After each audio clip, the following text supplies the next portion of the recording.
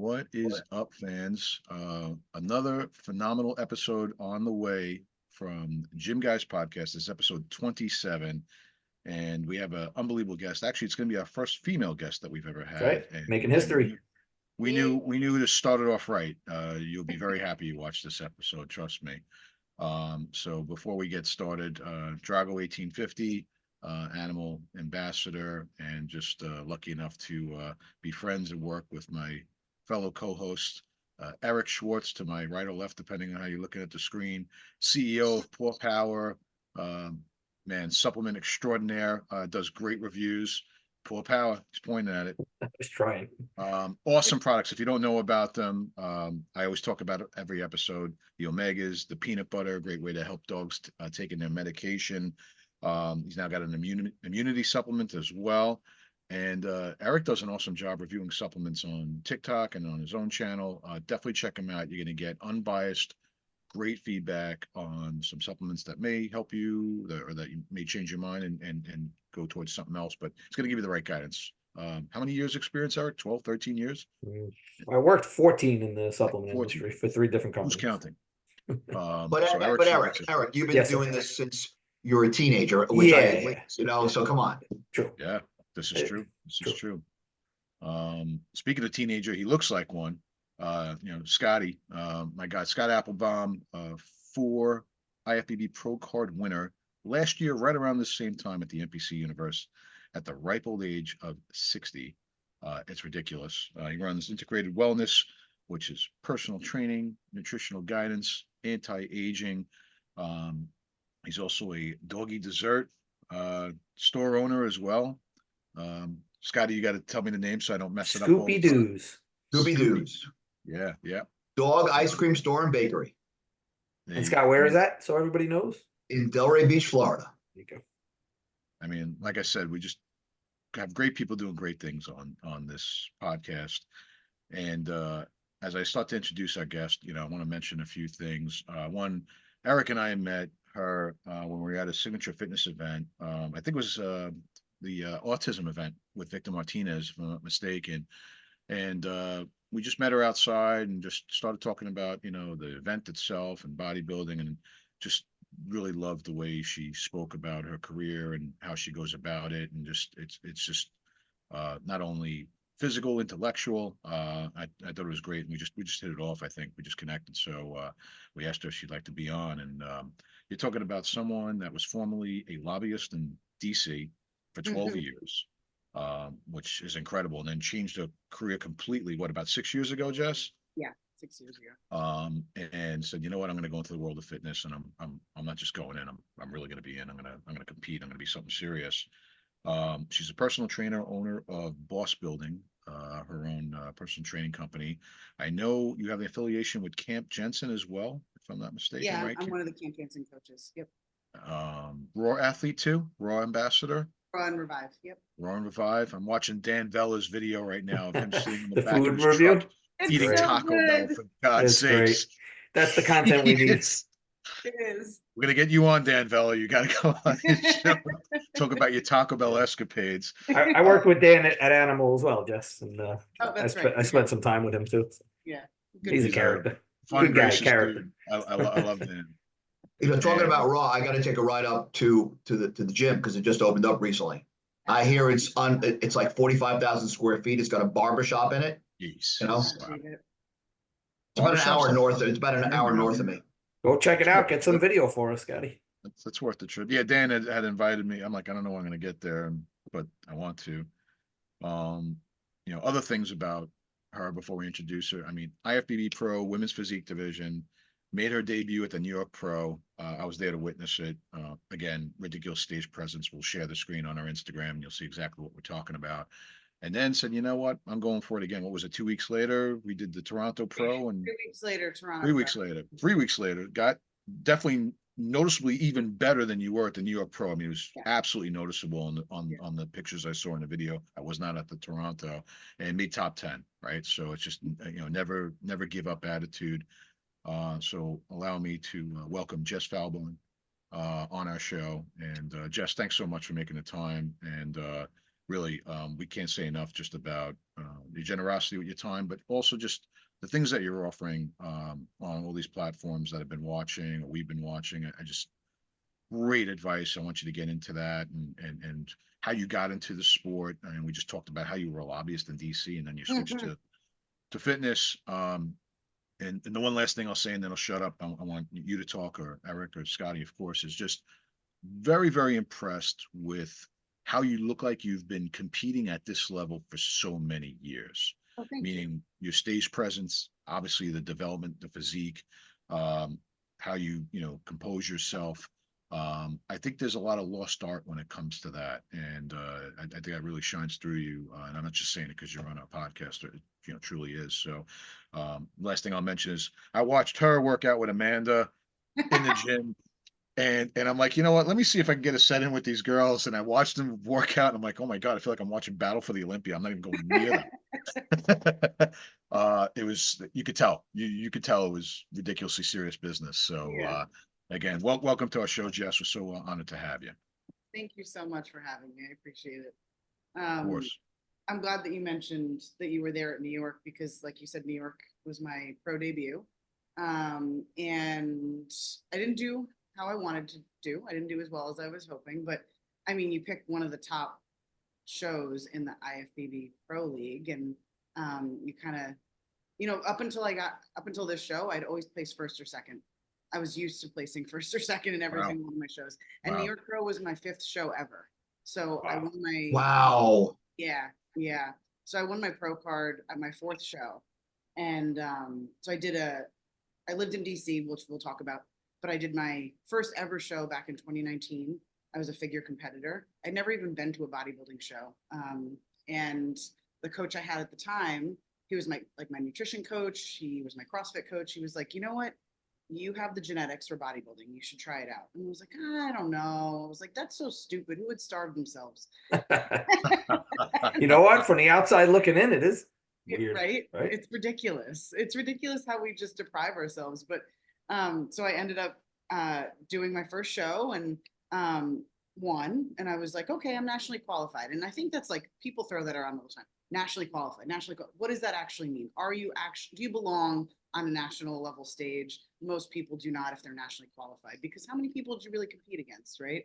So yeah, I was nationally qualified. I was like, oh, I'll go ahead and do North Americans, because it was like 2 weeks after. And it was the show that I had competed in, the local show, was a Gary Udit show. So if you guys know Gary Udit, he's big in the Northeast region. And so he obviously was giving the winners free entry into North American. So I was like, I'll go do it. And I quickly realized within like the following week, I was like, I am not ready to step on a national level stage. So I was glad that I got the feedback from my coaches. They were like, take some time, like, don't do figure, do women's physique. You belong to women's physique. So I took a full year off. And then COVID hit, and all of the shows that everyone planned to do obviously were pushed, and all the best laid plans went awry. But I ended up prepping for probably about 6-7 months and ended up competing at Junior USA's. And even though it was a COVID year, they just pushed it until a little bit later in the summer. And it was my first women's physique show, and I took 2nd place. And I was like, okay, like, I think I belong here. I think this is where I should be. So then I took another year off and went back to Junior USA's. And I was like, you know what? I'm going to take the judges' feedback. I'm going to show them that I made the improvements they asked me to make, and I'm going to get my pro card. 3rd show ever. Took 2nd place again. I was like, damn it. I was so mad. So yeah, it was just, I just kept knocking at the door, and I was pissed. So so that was 2021. And I went into a full off season, and I didn't know what show I was going to do in 2022. And I ended up deciding to do North Americans because I knew a lot of the folks that worked with Gary. I knew a lot of folks from that region. And 4 weeks before my show, I'm not going to name names, but the coach that I was working with before told me, he was like, you know what? This isn't going to work. You're not going to be ready. You should just stop right now. You're not going to get your pro card. Do nationals. Because after North Americans at the end of August, beginning of September, there isn't another national show. There's not another pro qualifier until nationals in December. Yeah. And I was like, what? I was like, I've been prepping. I've been working so damn hard. I'm not wasting this. I'm not giving up at 4 weeks out. Like, there's more we can do. And he was Jess, real quick question, if I could just break in. Yeah. What made him say that to you? So this is the issue that I always run into is I have no problem putting on muscle, but getting lean, my body does not like to get lean. It has always been a struggle for me. And we were stuck, we plateaued. And honestly, I don't think that he was creative enough because I can say that in being a coach myself now and like working with my coach that I have now for a while. He just kept pushing me harder instead of thinking about pulling me back, carb cycling, feeding me up, taking cardio out, giving more rest, and then pushing me harder again. It was just, I remember at one point we did no carbs for 7 weeks. 7 weeks. For anyone that's messed up, but for a female, forget about it. So of course everything was tanked. And I was like, I don't understand. Like, I shouldn't be doing this for this long. And I remember he said to me, I don't understand either. This works for everyone else. I don't know why it doesn't work for you. Yeah. So that was the first red flag in the back of my head. But I was like in the middle of prep. So I'm like, okay, we're just gonna keep pushing. So yeah, 4 weeks out, he's like, you're not gonna make it. And I was like, you know what? Hold my beer. I reached out to my current coach, who's a good friend of mine, Justin Jacoby. He was Matt Jansen's first hire on Camp Jansen. So he was his first coach that worked under him. And I had been friends with Justin for a while. And I was like, hey, I'm 4 weeks out. I'm stuck at the same weight for like the past 5 weeks. Do you think that you can help me? Do you think if I come to work with you, we can get my pro card? And he was like, listen, I'm not going to promise you that, but I promise you I'm going to do everything in my power. I was like, okay, let's do it. So I left the other coach, went to Justin. In 28 days, we dropped 18 pounds and I won my pro card. Whoa. Yep, that was it. And I on my so I have a YouTube channel and I film with I think maybe you guys might know Chris Vera. Sure. He's Next Level Visionary. Yeah, he's great. His tag. So he helped me create my YouTube channel and we were doing a YouTube series leading up to me winning my pro card. And for folks that are watching or tuning in, the last episode that we filmed was 10 days before I won my pro card. At the very end, I said, I can't control who else is going to show up, but I can control what I do and how I show up and how hard I push. And when you guys see me again, I will be an IFBB pro. I can promise you that. And then I showed back up as a pro. I knew, like in my gut, I was like, it doesn't matter who my coach is. I am going to win my pro card. But I was even more motivated because when someone tells me I can't do something, I'm going to do it. Like, Lights the fire, right? Yeah. Yeah. So that was how I ended up working with Justin, who brought me on to Camp Jansen. And I've been with him since we won my pro card together. And he brought me on as his assistant coach actually within Camp Jansen as well. So around this time last year, he brought up the idea to me and I was like, are you sure? Like me? Like there's so many big name coaches, like why me? And there was so much that went into it, but it took I worked with him for about a year under like, we did a lot of like mentorship work. I took a lot of courses. I really became ingrained in the Camp Jansen team. And then they announced it a few months ago that each of the coaches that are under Matt brought on their own assistant coaches. So I work primarily with endurance athletes like CrossFitters, Spartan racers, obstacle course racers. I also have a lot of lifestyle clients because being at Signature, I'm able to interact with a lot of people that are not competitors, but they kind of want to live that lifestyle or they're inspired by folks that live that lifestyle. And then I coach CrossFit there. So a lot of my CrossFit athletes, I coach in nutrition as well. So yeah, I became ingrained in Camp Jansen 4 weeks out from winning my pro card. And that kind of just led to everything else. You didn't do the Murph in between the New York Pro and the. I did not. I did the Murph last year. I've done Murph many times. And I kept saying to everyone, I was like, listen, if I win New York Pro, I'll be qualified and then I won't have to compete again until October. So I'll do Murph with you guys. But like, I'm kind of glad I didn't have to do Murph because I was not in the mood for it. Not really good for recovery. Yeah. Have you ever done a CrossFit competition? Like local ones, small ones. Before I got into bodybuilding, I was doing more like local competitions and I was coaching CrossFit. And I was getting ready for my first powerlifting meet actually. And I never. So you did a powerlifting meet? I never ended up being able to do it. Why? I hurt my back. It was just like, it was something, it wasn't even that bad, but that was when the coach that I had was like, all right, I know you're competitive. I know you want to compete in something.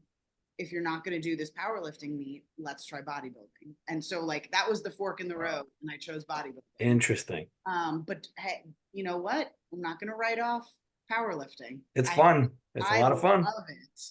And Will keeps telling me, Will's like, hey, like maybe in your off season you could do a powerlifting meet. I'm like, never say never. It's a lot of fun. You might get hooked. I'm Shout out to afraid Big I Will. will. Well, I look at your pictures and, you talk about powerlifting, looking at your structure, you have a mechanical advantage, Yes. being with, this, I looked at your extremities, Yeah. and I'm like, oh, she could definitely, and you just brought up, you could definitely do well. Yeah. I mean, before I got into bodybuilding, like I'm squatting like 320 for reps. Like I'm 5'1". Like, Yeah. Wow. like I could There's no way that I'm taller than anybody, Jess. That's like impossible. There's no way. You do get the advantage here. You do get the advantage here. I'll share Oh, the good. screen. I mean, Oh, you my see, Instagram. There you go. Yeah. Cool. you see what we're talking about here. I mean, Yeah. it's just the back workouts are incredible, and you'll see, Yeah. what Jeff's talking about there as far as This was oh yeah, this is when Sean was in town. I trained with him. Now, when he was back living here, did you train with him on a regular or no? Not so much, no, because he trained with Ivan. Ivan pretty Right. regularly. You can Yep. see I forgot my belt there. I wore his belt. Oh yeah, shit! I like didn't even notice that. That's funny. That should be strength there. oh man, Um, how am I going to train back tonight? This is ridiculous. use this as inspiration, man. That machine there is probably one of my favorite back machines. Yeah, you and I did that machine, Chris. Yeah, me and it's Eric great. did training there for one of the events. Yeah, that one's awesome. Yeah. I mean, Magnum? Signature is just in for those that don't know, Signature Fitness in Belleville, New Jersey, got to be one of the best equipped gyms in the country, in the USA, probably in the world. And I've trained at a lot of big gyms. The amount of equipment and quality equipment is incredible. Yeah, they do a great job. Shout out to Will because he really knows how to source this equipment and get good stuff there.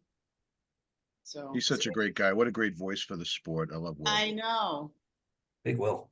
So Jess, I want to take a little step back. I do want to get back to the competing and stuff, but I got to hear about being a lobbyist. I want to know what did you do like on a daily basis? How'd you get into that? And tell us a little bit about that. Okay. All right. So yeah, most people don't know much about that part or that career that I had because they only know me for fitness now. So I went to University of Delaware for undergrad.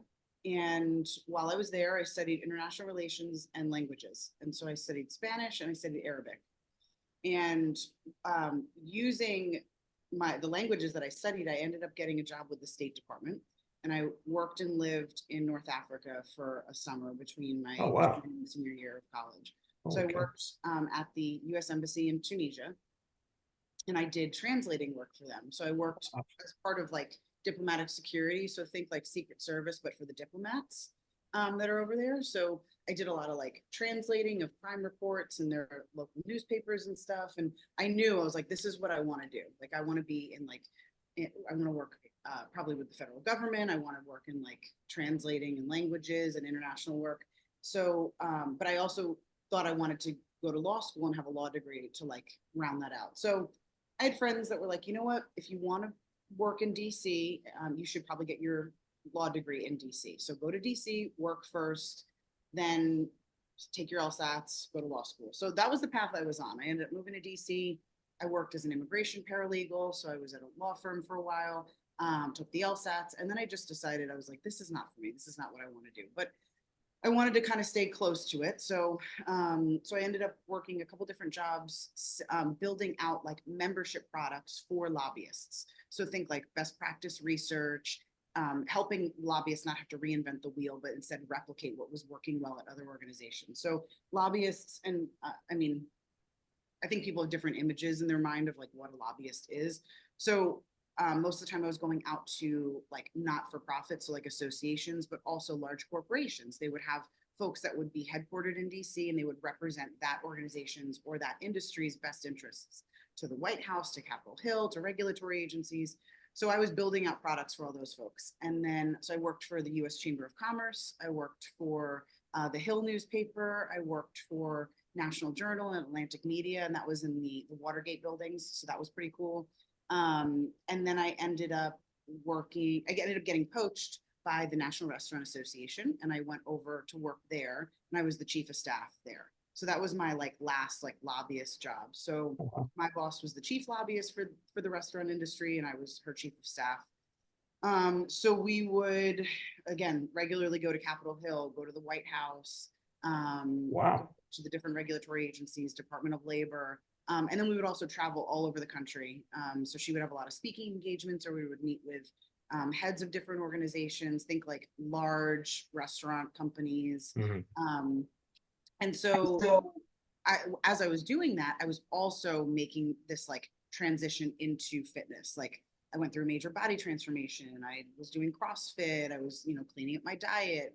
I would bring my own meal prepped food with me, flying in first class to these different meetings all across the country. Wow. I was like, I'm not eating the airplane food. I've got my meal prep. Like when people say they can't That's do dedication. it, nope, you can. Where's Chef Rush in all this though? I thought you had Chef Rush all this time at the end. You know what? I mean, so this is what I would do. I would bring my meal prep with me. And so that like, and I always say this to my clients, it's kind of like saving in a bank, right? Like I don't have to enjoy every single meal I eat every day. So I'm eating the like boring stuff that I prepped. And that way I've like probably under ate on my like daily macros. And so when we have like a really nice meal that a well-known chef has prepared for us, it's rude to say no. Why? It's probably once in a lifetime Sure. opportunity. I'm going to enjoy it. So I would enjoy those meals because I hadn't like been splurging on all my food all day, That's smart. And that's cool. And that's cool balance because you didn't have to miss out on like cool opportunities, you know what I mean? And yet you could still kind of stick to your program and Exactly. Yeah.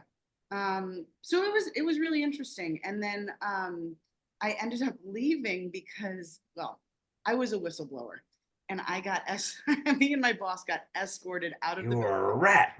Yeah, I was.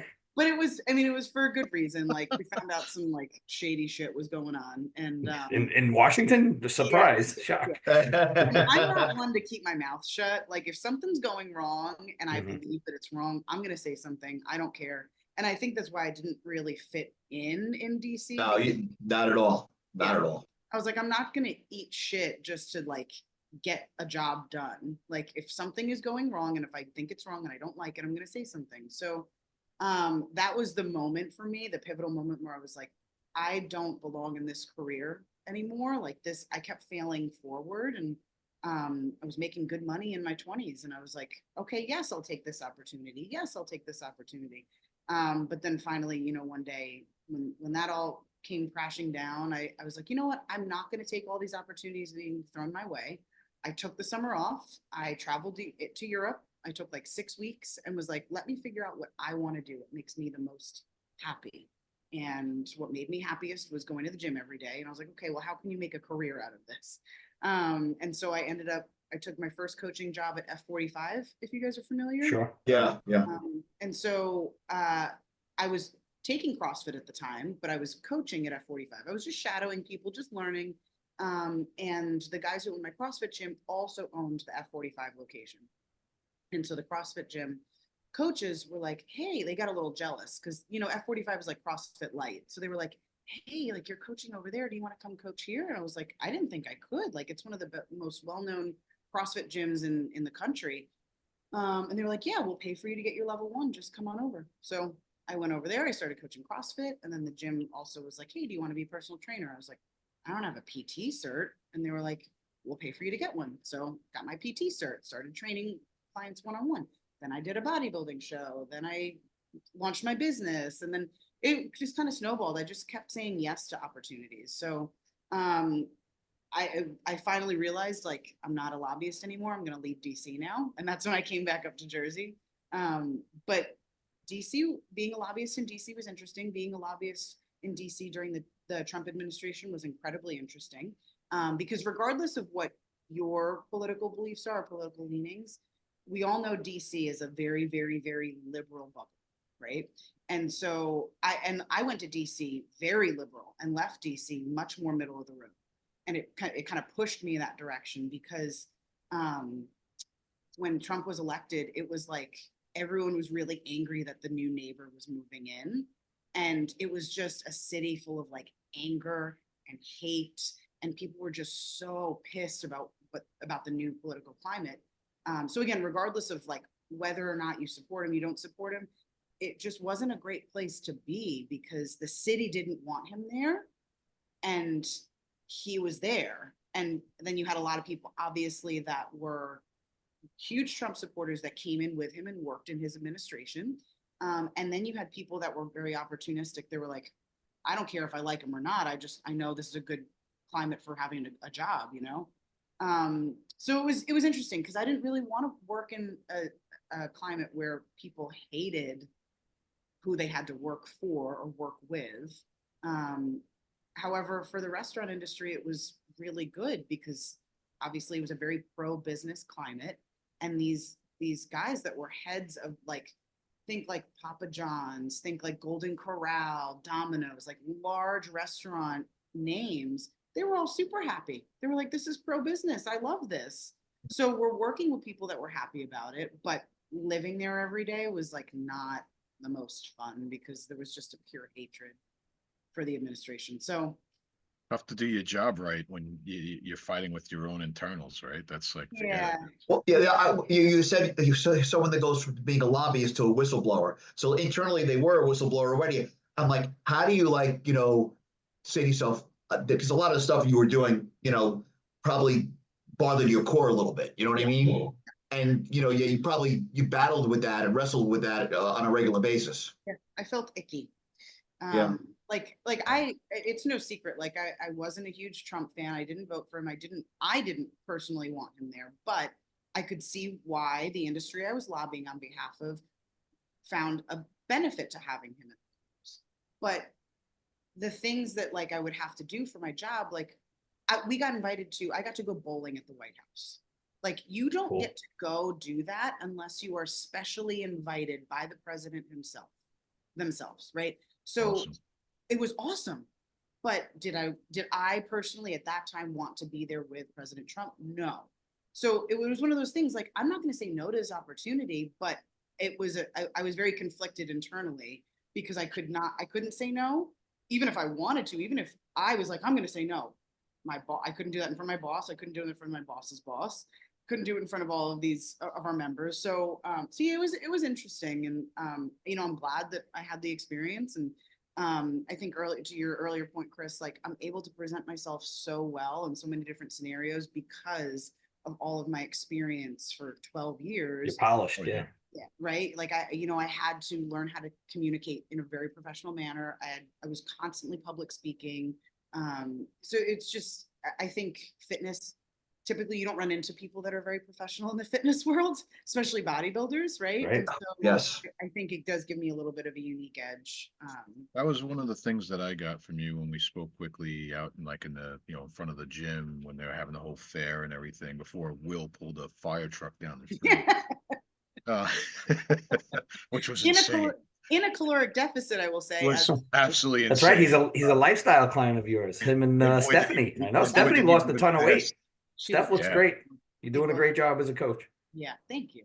They're doing Yeah, great. no, you really are. I know, my God, his strength plus him leaning out. Every time I see him, I feel like I'm giving him a compliment as far as how he's leaning out. But yeah, that was definitely one of the things that caught my attention with you with talking about balance, talking about, when to, maybe not hit the brakes, but when to like maybe switch gears in your path to as your R pro on your path to qualifying for the O and all those Yeah. things.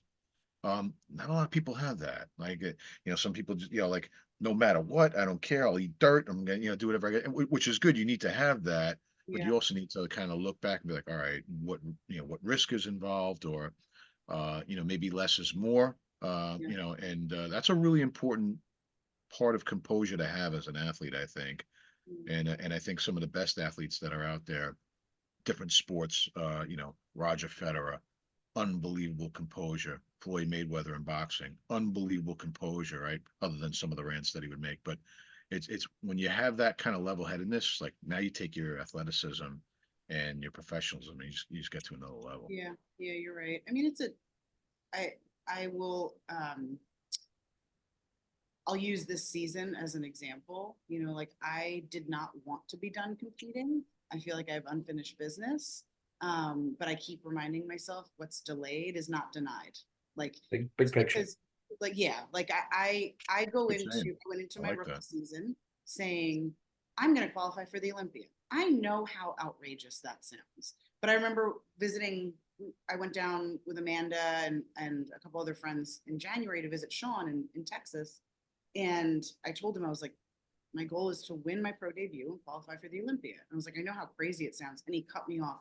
He was like, who gives a fuck? Like, it doesn't matter how crazy it sounds. You have to set your sights on that. And if it doesn't happen, it's not your time, right? But you know you're going to bust your ass. You're going to do everything you can. You're not going to leave any stone unturned. And if it doesn't happen, it doesn't happen. But you're gonna bust your ass to get there. So I prepped for 7 months. I did 2 shows. Did I want to do more? Yeah, I wanted to keep going because hadn't achieved my goal, but I had to make the smart, tough decision to say, okay, the stage is always going to be there, right? Like, what's the rush? I have internal pressure on myself, but no one else is expecting me to like do that. I mean, people are expecting it at some point, but no one's expecting me to just all of a sudden be able to win and go to the Olympia. And if they do, they know that if they expect that, they know it's going to happen at the right time. And no one thinks like I didn't do the work to get there. So it's been about 4.5 weeks, almost 5 weeks since Toronto.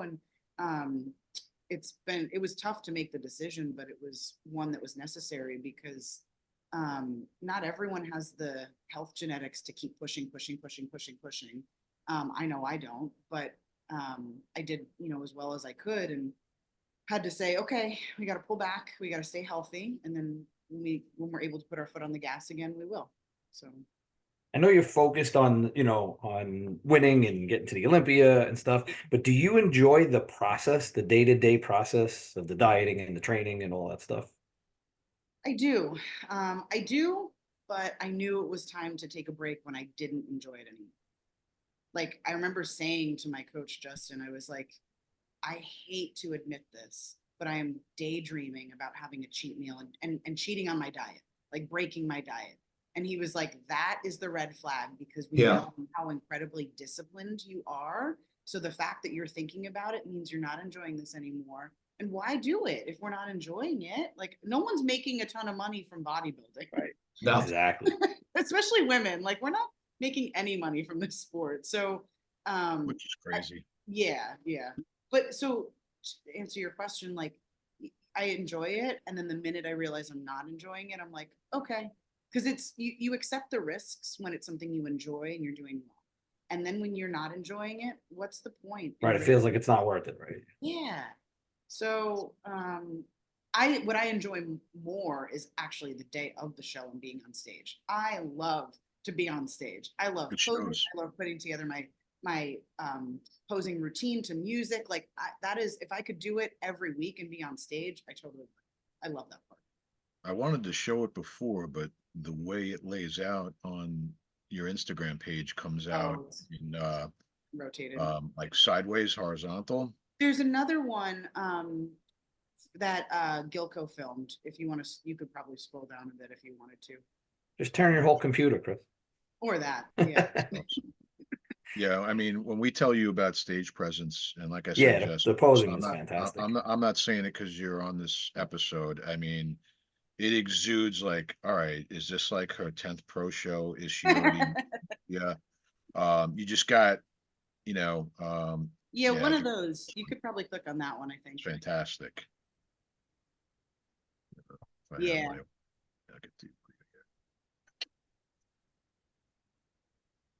Yeah, great song, by the way. Yes, very good music choice. I was so happy with doing Tina Turner. Well, that's the best thing about it. Like you're like so psyched to be up there. Like, you make me want to be up there. Serious. And I really love putting together the posing routine. I mean, I just feel like I've done all of this work. I'm so excited to show it off. All right, let's see. It's almost like a lost art these days, though, at least with the men's bodybuilding. Yeah. It's like a lot of guys just go up there and go through the motions and don't put a lot of thought into it. Some people don't even choreograph a routine. Right, they do it on the spot that day. Yeah. Wow, I can't imagine that. Yeah, there's all the deadlifts right there with the Clarita belt. Right. So, Jess, I want to ask you as a competitor, as a coach, as you watch this, Yeah. if you critique yourself, Oh, that's all. what do you take a step back? What do you feel that you need to get to that next level? Conditioning. That's it. Because that's the feedback I've gotten. Like the feedback I got from so I'll back up. New York, I thought was going to be a phenomenal look for me. Being my pro debut, I was like, I've put in all of this work. This is my longest off season I've ever taken. And I was like, I'm right down the road. Like I can just drive to the venue the day before. Right. You don't have any of that travel stress. It'll be great. And it ended up being like, if you compare my look at New York to my look at Toronto, I was so incredibly stressed in New York, and it was just like a film of water. Like cortisol was so high, and I was just watery, and it just wasn't my best look. And so when I look at this, I can see it. People that What- don't have a trained eye, or people who maybe didn't see the other competitors that were on stage look at this and they're like, oh my God, you looked amazing, which I did, but it wasn't the look that I was hoping for. And I looked better a few days before, but the stress of just, everyone came to train. Maybe it was too much pressure, or you put too much pressure on yourself. I think I put a lot of pressure on myself. Where did Chris go? Chris pieced out. I don't know how we're still going if Chris is gone. Yeah, but exactly. we are. I was like, he's the master of ceremonies, so to I speak. don't know. But yeah, like, everyone that came into town to train at Signature knew to contact me. My coach was here and we had other athletes competing and I was helping them out. Like there was a lot of things that like, I got to the hotel the night before at like 8 p.m. and realized I hadn't even put my feet up at all. And that for me, like that's a big thing. I have to rest for a couple of days before the show. So when I look at that, like I'm not really happy with how I looked because I know I could look a lot better. Toronto, we came in much tighter, looked much more relaxed, much more conditioned and polished. The weight was exactly the same, but we just looked much more like shrink wrapped, and that I was much happier with. And then we learned a lot of lessons. We learned a lot of things from this prep and from what we did between New York and Toronto that we can apply to the next prep. And hopefully, I won't have to prep again for 7 months because we'll know what changes we need to make next time around. So it was a learning. New York was a learning process, painful but learning, right? Yeah, absolutely. Yeah, and you know what? Like, I got some good feedback, but I also heard like some people just can't put themselves in other people's shoes. Like I heard through the grapevine from a couple of people that there was, a lot of people said like, oh, why did she even get on stage? Like she wasn't stage ready. Like people Wow. just, they just talk to talk. And I was like, nobody understands what actually that person actually goes through in the days leading up to the show. Like I know I was stressed, but what was I going to do? Not step on stage? Right. You have to finish it there. Yeah. It was my pro debut. Plus I signed the contract and they like, that's an awful way to kick off my IFBB Pro League to not show up. So was it my best? No, but it wasn't through anyone's fault. We learned how to navigate the stresses of a peak week that's at home. And I know for next time what I'm going to do. But for Toronto, the feedback, so New York, the feedback I got from the judges was like 2 sentences and it was like not very specific. The feedback I got from Toronto was like 20 bullet points and it was so detailed and thorough and helpful. And most of the feedback was you had the best stage presence in your division. You had the best stage presence of the entire show. Like you looked like you wanted to be up there. You were polished. Like your posing was perfect. You displayed your physique. Like they gave me such high praises on that. And that to me was a huge win. I was really happy with that. And then they just said the same thing, like come in tighter, get a little more conditioned and you'll be there. And we know that. We know we have to work on that. So does that mean next time you have to diet longer? Do you have to change your strategy? What do you think the adjustment's going to be? 50 days of no carbs. Yeah, right. 7 weeks, no carbs. That's instead of 49, 50. So Justin and I it's interesting because now that I'm a Camp Jansen coach, and I'm the only female coach too. So I do give them like some unique perspectives there. That's awesome. We are kind of putting together a little like case study here, because dieting me down is much harder than it is for most.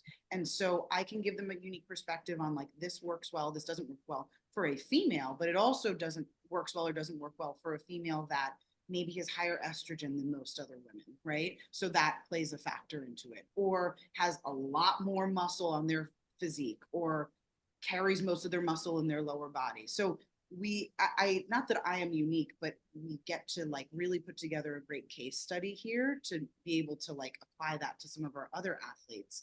So what I know, some of the things that we've started to talk about and think about, we started my prep the day after Thanksgiving last year. So it ended up being all in about 35 weeks. Wow. I did 2 shows, right? So from day 1 till the day after Toronto was 35 weeks. I'm paying the price for it. Like, I will never do a prep that's that long again, unless we're going to continue to do multiple shows. But we definitely want to make sure that we go a little bit more aggressive at the beginning of the prep. We kind of slow rolled into it, thinking that we didn't want to put too much stress on my physique, so that we wouldn't have to pull back at any point. But I think what we're going to do next time is we're going to do maybe still a longer prep, but we're going to have periods where we push really hard, and then maybe 2 weeks of a diet break, and we cut back on the chems, and we cut back on a few things, and then push again, and then pull back, so that it gives my body an opportunity to like bring cortisol down and relax a little bit, have make sure I don't have any metabolic adaptation, and then we can push hard again. Yeah, So, that makes sense. not everyone has to do that, but we have noticed that. And I mean, I've done 6 shows. Conditioning is the hardest thing for me. So we're going to try this out. We're going to see if it works. I have a feeling it will. We also, I mentioned this earlier, and this is something that like people don't talk that much about, but it's worth noting, especially for women. Like, I'm a woman that has much higher estrogen than most other women. And I think that's what's kept me really feminine in the sport, which is a great thing. But it also, for women, it keeps us holding on to a lot of body fat in our lower body. Yeah. And it's always been the area where I've struggled to bring down the body fat. So knowing that, we can make some smarter decisions earlier in the prep, so that we're not scrambling towards the end. I also tend to hold a lot of inflammation in my lower body. So it's a mix of like holding on to water, holding on to body fat, holding on to inflammation. So it's, I love to train heavy, as you guys have seen. Yep. I don't need to when I'm in a contest prep. I'm not lacking muscle, right? So if I want to be a power lifter, I can lift heavy year round. But if I want to be a bodybuilder, I have to pull back when I'm in prep and realize that like when the inflammation comes down, that's when all the lines in my legs show. If I'm lifting heavy, you're creating a lot of inflammation. Yeah. That makes sense. I mean, how often did you do labs? So we didn't do labs during prep. And so that's another thing I'm considering. Yeah. We did labs at the beginning of prep. And we kind of knew what we were going to see if we ran labs mid-prep. But to your point, like, I think I would like to be able to drill down and actually like see what my estrogen is in the middle of prep, so that I can say, okay, if I'm holding on to body fat in my lower body, that's probably it. But if my estrogen is about where we expect it to be, then it's probably something else, right?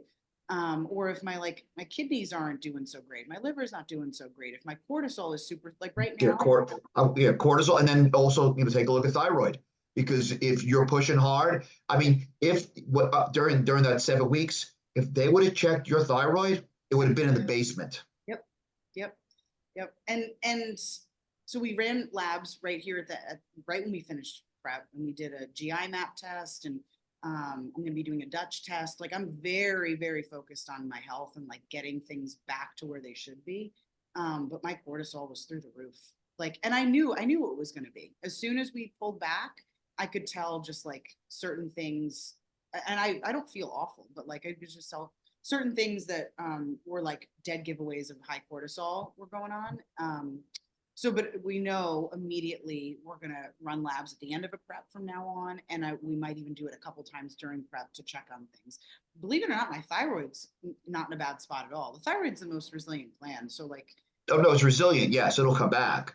Yeah, but I was surprised that it was actually in a really good spot after dieting that long. Yeah.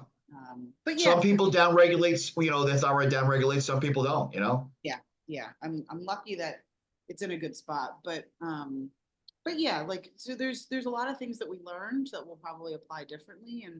And people keep asking like, what's next? When are you competing next? I'm like, I don't know. When I'm ready. Like, I'm not in Good. a rush. Good. There are definitely shows that I would like to do. Like I would do Toronto again in a heartbeat. I will probably not do New York again. I would do Pittsburgh because now they've made it like a huge expo Mhm. as well. So that would be cool. So there's Yeah, it's shows I gonna be know a I big would like show. want to do. Um, and the longer you wait in the season, like women's physique, we don't have all that many opportunities compared to some other divisions. Right. Yeah. So the longer you wait, the bigger these shows get too. Not that I'm afraid of competition, but like I'm not doing this forever. I'm in my late 30s. Like I want to stay healthy and get my qualification and step on that Olympia stage and check that box. Like that's my goal. So we'll see. Awesome. You have a very good outlook on it, level head, I'm trying. it's good. No, you're doing. It's awesome. Thank you. And you were talking about inflammation before. I know you've got a couple of clips out there with SigFit's new Restore, Oh yeah. section or department, if you will. And Yeah. yeah, you did make it look easy on one of your vids. I mean, if you were really going into a cold plunge, you were Oh, like the cold plunge. yeah, you were like talking about it. I'm like, she's sitting in lukewarm water right now. There's no way. And you're like, no, this is really cold right now. I'm just holding it together really well. So I thought that was pretty impressive because I don't know how I would handle cold plunge, to be honest with you. But Have you get tried it? get into that a little bit. I think we'd all like to learn about, what's the advantages, and I know it's a lot. Controversial online, I can tell you that. Yeah, yeah. What is that? It's controversial online. Oh, the cold plunges? Yeah. Yeah. Yeah. All right. Well, I can tell you anecdotally. Like, so during my contest prep, I'll do probably like 2 to 3 ice baths a week. Okay. Where I'll get like 60 pounds of ice. I'll either get it like Instacart delivered or I'll bring it in. And I'll sit in there for 20 minutes and that brings inflammation down. That's a long time, 20 minutes, as far as I know from Yeah, a cold It's so- plunge. like torture. So the ice bath You isn't passed it, Chris. as- Got to go back. Yeah, go back Thank down. you. The ice bath isn't quite as bad as a cold plunge. Now, the difference here, ice bath, the water's not circulating. So you're sitting there in the ice in the cold water and there it is right in the middle. Your body creates warm pockets around it because of your body temperature. So it ends up not being warm, but it's not constantly circulating cold water. Whereas the cold plunge, it's constantly circulating cold water in there. So you So- taught me something because I did not know there was a difference between the ice bath and the cold plunge. Yeah. So, Okay. I mean, yeah, like, was this cold? Yeah, it was absolutely cold, but I'm used to doing the ice bath. So, I would say Yeah, like, you like you were waiting for a cocktail, like you could talk. Yeah, like. Oh. I mean, I think that was 46 degrees, That's cold, man. 45, 46. Yeah, it was cold. It was really cold. But so when people try this out, if they've never done it before, we tell them like, go for 2 to 3 minutes. Like, don't go longer than that. If it's your first time, you could work up to 5 minutes. The longest I sat in there was 10 minutes, and that was brutal. That was brutal. And what the trick is, you should immediately take a hot shower because your fingers and your toes are in pain. They're so cold. So So that helps restore your circulation, the hot shower? Yeah, but you're in there for a while. Like when I do the 20-minute ice baths, Mhm. I'll wait until the water goes down, the ice melts, and then I'll take like a legit 20-minute hot shower. And that'll just like bring my body temperature back up. Because if you don't, you're at first you're numb, and then when your blood starts circulating a little bit more, then you're frozen, like absolutely frozen, and it hurts and it feels miserable. You can't stop shaking. So when I did the 10 minutes here, I took a quick hot shower there, but it was before they had opened. So the water wasn't yet that hot. Like they hadn't played around with the temperature. So I sat in my car for 20 minutes with the heat on. And this is in the middle of June. Like it was frozen. But I mean, it's a mind over matter thing. Like yeah, it's cold. Yeah, it sucks. But like if you sit there thinking about it, thinking, oh, this sucks, it's really cold. Yeah, you of course you're not gonna want to sit in there. But if you just like I'm usually on my phone, like doing something. The nice thing here is that there's two different tubs, so you can go in next to someone else and you can chat with them. And so it's really not as bad as people think. It's just a mind over matter thing. I'm curious, Scott, as to your thoughts on cold plunge. Oh, I haven't done it, but I am a fan of cryo. I do cryo twice a week. Yeah. And you do build up a tolerance probably with that because I've built up a tolerance, with cryo. There's different levels. Right now I usually go in for 3 minutes at 220 below. And what you do is they take your core body temperature before and they take your temperature afterwards. And I'm noticing that my temperature usually was in the beginning was dropping a great deal, and now it doesn't drop as much. So my body is actually sort of adapting, Yeah. But and everybody goes, well, what does it do to your metabolic rate? I go, well, now your body has to fight to get its body temperature up. That's where the calories get burned, Yep. But is that significant? The Yeah, amount of yeah, calories? yes. Yeah, your body has to, it's going to go from, let's say I go in at 87 and I come out at 47. It's got to fight to get all the way back to 87. That's why you burn more calories in the winter trying to stay warm than you do in the summer, even though you may sweat more. Interesting. Yep. Might have to try that. Yeah, I hate the cold. Fuck that. I hate the cold too, but it's such a short, like especially I was doing cryo as well. Like it's such a short period of time. Yeah. It's really not like, cause in the winter, I hate going outside when it's cold and windy. Like Hate the winter. hate it. I'm with you. It's really, this is not nearly that bad because there's no wind, right? So you're just sitting there, just think about something else. And 3 minutes for cryo is really not bad. 3 minutes for the cold plunge, you could do it. It's really not that bad. And the thing is also there's a euphoric feeling that I get after cryo. I'm high and I look forward to that feeling. So going through it is really not that bad, I think you're just happy it's over. I think that's the. No. There's a really, I think it's a dopamine, release. Yeah. I really do. I really do. And then I actually do, red light as well as infrared sauna as well. Mhm. Yep. So Signature Restore has the infrared sauna as well. So like when we're teaching people how to use this facility, we tell them like, people might want to do the cold plunge first and then they're freezing and then immediately go in the sauna.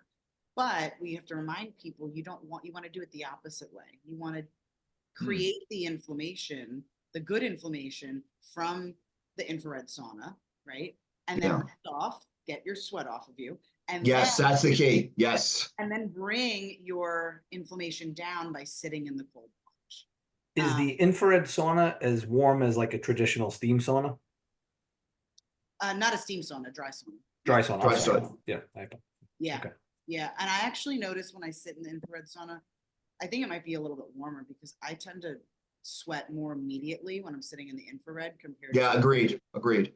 It usually goes to about 160 degrees, the one that I'm in, Nice. Wow. 160. Jeez. Yeah. And I'll stay there for a half hour. Wow. Yeah. Well, let me just real quick. I don't want to spend too much time on it, but like what's the timing of this? And I mean like around your workouts. I know you don't want to cold plunge right after you train. No, that's not ideal. So like when would you do these therapies? I like to do them on rest days. I like to do them at the end of the day.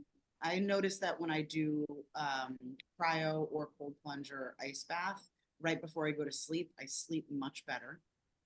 So I like to do that. And I will advise clients to do the same thing. So yeah, if you can try to do it like towards the end of the day or on a rest day, I think you're going to get the most benefit of it. Scotty, when do you do it? Well, it's usually the weekends because what I'll do is, I'll go, because I'm doing cryo, I'm doing red light, and I'm doing sauna, and then I'm doing compression boots. So it takes a big chunk of that day, and it's always post leg day that I do the boots, the Normatec boots. That makes sense. Yeah, I tried those too. Those are pretty awesome. And that's an hour. You really got to be in those an hour. I never did it an hour, but wow. Yeah, I'm in them an hour. I have like the mini ones that just go up to your knees at home. And I would, during prep, every morning, I would do 15 to 20 minutes of just that, just to help the circulation. Because I was so like anal about getting my legs into shape. I was like, let me just start every day with this. I'm sure you feel so. My legs would be so tired during prep. Oh, And so I would go use the boots 3 times a week. It would just really help so much. yeah, it really does. Would you equate it to like absolute like deep muscle tissue massage? Does it help you in that sense, or as far as the boots go? I mean, it's not as, what would you say? No, no, it's not. It's not. Yeah. But But it's it's putting different pounds of pressure in different parts of the leg over an hour. You know, it compresses, depresses in different areas. You know. Okay. I'm gonna Awesome. switch gears here, Jess. I'm gonna ask you a question that I'm very curious about. Being a more muscular woman, you know, sometimes that could be controversial online. Yeah. So I'm curious how you deal with trolls, negative comments, or weird DMs that you get. Do you really get that? Really? I can't imagine what her DMs look like. You haven't, sometimes I'll call people out. I'll put them on my Oh, Instagram story. awesome. Yeah, yeah. I mean, it runs the gamut, you know, like you'll get the people that are like muscle worshipers and they send you like the nasty messages. I'll get people that just want to send me money for like pictures or like FaceTime flexing sessions. I'll get the requests for like muscle domination. And then I'll also get like really nasty messages too, like just pure hate, which makes no sense to me. Like, what did you get out of that? Sending me a nasty message? Like, Because they hate themselves. They don't feel good about I mean, themselves. So for that 1 second that they sent you that message, it kind of makes them feel a little bit better, but that doesn't fix their problems. they're just I've projecting. always It's funny. I've always thought that they always have like what 10 followers, 20 followers, right? Whenever you see anything negative. I mean, I or got 0 followers. I got bashed one time talking about a Canelo fight, you know, a boxing match, and how I thought the fight went. And my God, you would have thought that I said something about the person's mother. And it was just like, but then I look at the followers. I'm like, you got 10 followers. Yeah, like you're just doing this for you know the high of it, if you want to even call it that. Yeah. Well, I got something funny to tell you. It's because I have a girl that runs my social media, and yesterday she decides to put up. I did a photo shoot with, and my wife happened to be in it. Yes, Puts we a saw picture that, of me and my Scotty. That wife. was risque. Yeah, she goes, I did that for a reason because I was talking to her. She goes, are you checking your DMs? She goes, every gay man is DMing you like crazy. So I want them to know you have a wife. I go, they don't care. That's funny. They don't Fantastic. care. No. No. That's don't funny, care. but that's also true. You know, the guys think, you know, you get jacked and you're going to attract older girls. You want them to attract them more guys. You gotta do it because you want to do it Attract for yourself. fellow jacked guys that just want to talk about lifting, or the gay men that are really into the really jacked guys. And she goes, they're relentless, Scott. They don't stop. Yep. Even if you don't answer, they just keep going. You know, So, 'cause Jess, she looks at everything. do you ignore those DMs or do you write back? Do you block them? What do you do? Like, what's your No, protocol? I don't write back. No. But if it's someone that's like, hey, can I send you money? Can I buy you things? I'll play along. I'm like, absolutely. Here's my Venmo. Here's my PayPal. Like, send it over. Let's go. Has anybody sent without getting something in return? No, because it always turns into like, oh, can we please do a FaceTime session? Can I call you? I'm like, no, get the hell out of here. No way. No, I mean, if someone sends me a message that's like super hateful, I usually just screenshot it and put it on my Instagram story to call them out. Cause I'm like, if you want to play this game, like, Smart. I'm going to call you I out. like it. I like it. You don't get to be an asshole and not get called out for it. Love it. But I don't read into them. I don't take them seriously. Like, honestly, I feel bad for people like that because that's they're projecting, and B, like, that's probably the most social interaction they're going to get. Right. Yeah. Like, Good point. I worked really hard for what I've built, both like with my physique, but also with my career and my reputation. So like, I usually just feel bad for those people because they don't have that. They don't know how to work hard for something. So, And if they ever met you in real life, they would be, you know, sweet as pie. And you know that, I know that. oh yeah. Oh, I'll give you guys a good example. So there's a guy I know at Signature who he just wants attention. He just wants attention. He wants me to acknowledge him. He wants me to talk to him. He wants me to, every time I'm there training a client, say hi to him. Okay, fine. But you know how so people will do like question boxes on their Instagram, like, hey, drop questions, whatever. And there's like the anonymous one. Yes. Put a link, right? So people can ask their questions or make comments, whatever, and it's anonymous. Now it isn't truly anonymous because as the person who puts up the link, I can pay and actually see who submitted the question. Wow, I did not know that. So I can't see their name, but I can Mhm. see the like randomly generated username that app has created for that person. So if I'm repeatedly getting nasty questions, I can pay the $2.99 or whatever and see, oh, it all came from the same username. So then I can like deduce from like context clues who it is. So there's one guy at the gym who I had a feeling it was him with these anonymous comments, and it was like very nasty things, like you're a roided out freak, and like you got a man face and stuff like that. I'm like, whatever, you can say whatever you want, I don't care.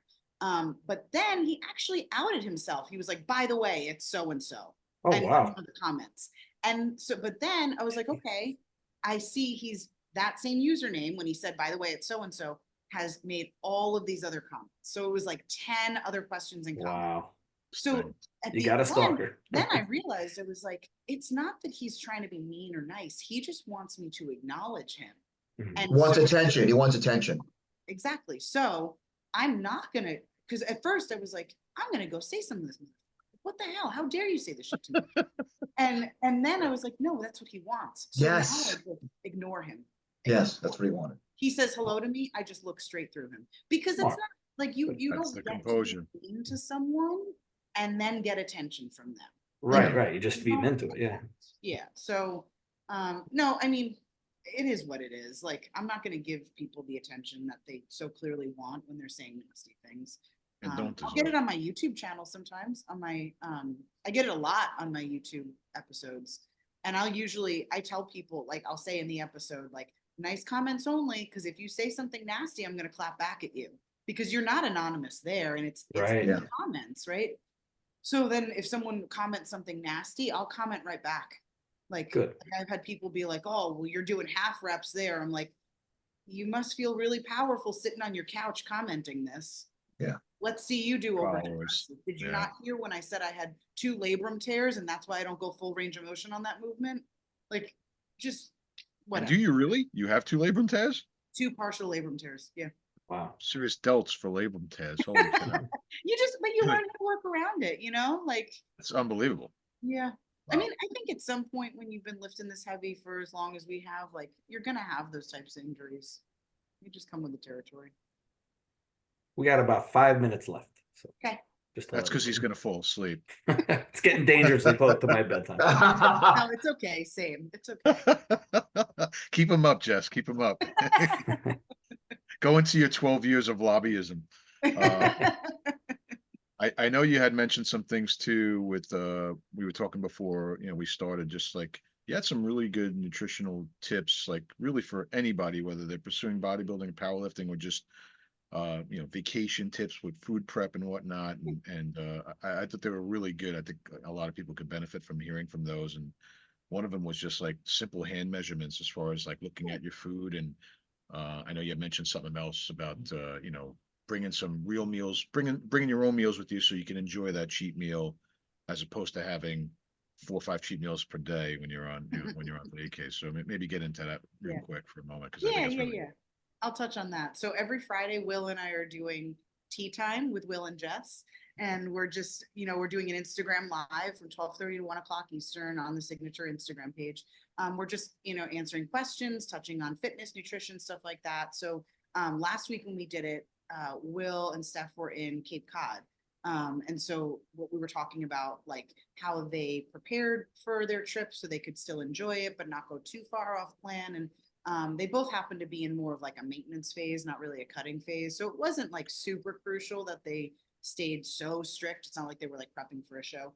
But we talked about, and I think most people who know anything about nutrition or been doing this a while, they know like the hand measurements. So if you're like going out to eat or someone's like brand new to like a meal plan, typically what I'll tell them is like try to pick 3 to 4 meals throughout the day. Make sure you get your protein, carbs, veggies, and fats in your meal. And the way that you would measure it is you would do palm size would be your protein measurement. thumb size would be your fat measurement, 1 cupped hand would be your carb measurement, and then 2 fists would be your veggies. And that's like Pretty cool. very, very basic. But if someone is like out and about, like Will said, he was like, oh, me and Steph were out and about, and they did something for the day where they didn't have meals. They couldn't bring meals with them, but they wanted to make smart choices. And I was like, that's the easiest way to do it. Or if you're a little more advanced and you have been on a meal plan for a while, I always tell people, just get your lean protein and your veggies in, because inevitably that food is going to be cooked if you're getting it out. Yes. Fat, right. Yeah. And there's probably going to be carbs somewhere that you snack on or you grab or whatever. Agreed. So I always say, like, just order protein and veggies and everything else is going to fall into place. Cause it's not like you're doing that all day, but that's Right. like, if you're traveling, if you're in a pinch. And a lot of my lifestyle clients, again, these are people that probably have never done a meal plan in their lives. That's where I start them. I'll say 3 to 4 meals based on what they're currently eating, and use your hand measurements. And if we can stick to that, then we'll have a more strict meal plan. But we've got to start with the basics first. And that's an easy way for people that are like traveling that kind of want to stay on. Agreed. I totally agree. And I actually have clients that if they're going out, they'll send me the menu. And then what we do is we'll together, we'll caucus and I just don't tell them what to order. Like, let's discuss it. What do you think would be a great choice? You know? Yeah. So you're empowering someone. You're teaching them Exactly. empowering them. And how to actually order, because there's a way, and you shouldn't be afraid to ask what you want because you're actually paying for it, you know? Yeah, hell yeah. Like you should have no problem saying like, can I get just salad greens and grilled chicken? Yeah. And that's an easy thing because they don't pre-make all the stuff that's mixed into a salad. Just give me greens and grilled chicken. Or you can ask like, hey, can you not cook this in butter? Can you just season my broccoli? Can you just heat it up in the microwave? Like, because it's going to taste almost the same anyway without those added fat, you know? Yeah. And like my wife, she always says, excuse me, she goes, I'm a major modifier. That's how she'll open up talking to the waiter or waitress. Yeah, I'm a major modifier. Yeah, and then they can tell, and then hopefully a server is a little bit like happier about that, because then they can tell you like, you can modify this, you cannot modify this. Yeah. And that way you kind of have a little bit of an easier time navigating the menu. So yeah. Good tips, man. Very good tips. Yeah. Great advice, right? Just like something that everyone could follow. That's like, holy cow, I didn't realize you could do that, and just put you on the right path. You know, other than Evan telling me I got to buy food preservers with, shrink wrapping all my food, and, bringing lunchbox Tupperwares on the plane. You're not the typical client, Chris. No, I'm not. I'm definitely I've not. done it. You can always travel with food. Yeah. Take your food. So But they'll grab your peanut butter. They will take your peanut butter away. Yep. They'll grab your powders. They'll grab anything that ends up like a liquid, but they're not taking my grilled chicken. Hell no. So Cool. Guys, anything else? If not, we got to wrap it. No, I'd say, first of all, thank you for being the first female guest athlete that we've had on the show. I mean, you definitely helped us start that off the right way for sure. And just as we expected, I mean, just class act, great information, great journey. And we again, not just saying it because you're on this episode, we know you're going to go extra. You already went far. You're going to go extremely far. You definitely got the goods. No doubt about it, in here and physique wise. So what's the best way for people to find you? Whether it's Instagram, your YouTube channel, or if they want to hire you as a coach. Yeah, I know I rattled off all that, but I rattled it off fast. So so my Instagram is just Jay Falborn. Super easy. You can DM me there. You can email me, Jess at camp-jansen.com. There's a little hyphen there. And those are probably the easiest ways to reach me. And then if you look me up on YouTube, honestly, if you looked my name up on YouTube, you'd find a lot of training content. You'd find probably a lot of like older public speaking stuff from my lobbying days. Oh, that's cool. I'm gonna look for that. Okay. And then probably some of the other podcasts I've been on as well. So you could just search my name, Jess Falborn, IFBB Pro, and you'd find some stuff there too. But DM and email are probably the easiest ways to get a hold of me if anyone's interested. And be nice. Working together. Yeah, no weird DMs, fellas. Right. Yeah. I'm not going to respond to the weird ones, but if you're nasty, you may catch me on a bad day, and I'm firing back at you. Don't catch her on day 49 of no carbs. Nice. That's week 7 for you guys who can't do math. It's week 7. Jeez. Thank you So guys for having me. yeah, thanks again for being on. It was really Jess. nice meeting you. Likewise. And we'll be able to post this shortly. So again, thank you everyone for tuning in. Gym Guys Podcast, episode 27. Jess Falborn, IFBB Pro, Women's Physique Division. Can't wait to see what's in store for the future for her. Make sure you pay attention. It's going to go a long way, and you're going to learn a lot. So thank you everyone. Appreciate your support.